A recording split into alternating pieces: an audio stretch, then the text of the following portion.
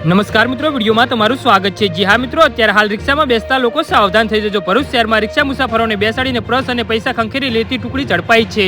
ભરૂચ પોલીસે 89,000નો મુદ્દામાલ સાથે 3 ઈસમોને ઝડપી પાડ્યા છે।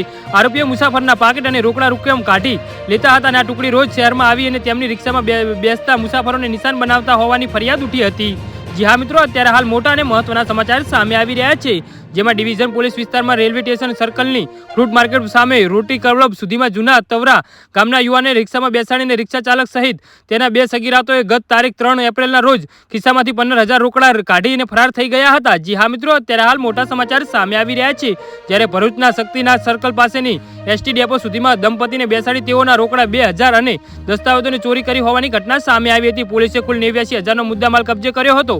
આ ગુનો બંને અંગે ભરૂચ શહેરના ડિવિઝન પોલીસ મથકે નોંધાઈ હતી। જી હા મિત્રો, ગુનાની ગંભીરતા જોઈએ તો ડિવિઝન પોલીસ મથકના પીઆર સ્ટાફના માણસોએ આ ટુકડીને ઝડપી પાડવા સૂચના આપી હતી। પોલીસે તેમની પાસેથી ઓટો રિક્ષા, 3 મોબાઈલ ફોન અને તેમજ 18,000 રૂપિયા કુલ 89,000નો મુદ્દામાલ સાથે ઝડપી પાડ્યા હતા। જી હા મિત્રો, તો આના વિશે તમારું શું કહેવું છે તો નીચે કોમેન્ટ બોક્સમાં જરૂરથી જણાવજો અને અમારી યુટ્યુબ ચેનલને સબસ્ક્રાઇબ કરવાનું ભૂલતા નહીં। ધન્યવાદ।